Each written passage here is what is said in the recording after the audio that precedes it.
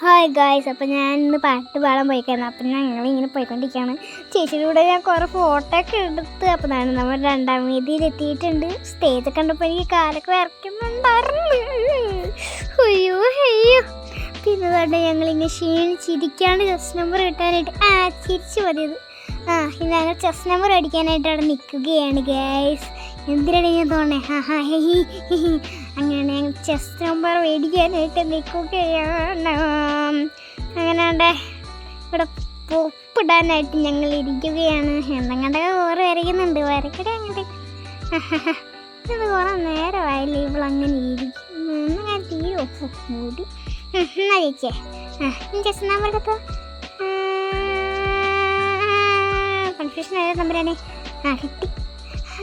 ഇനിയിപ്പോൾ ഏത് കിട്ടാമോ എന്ത്? 27 കിട്ടി.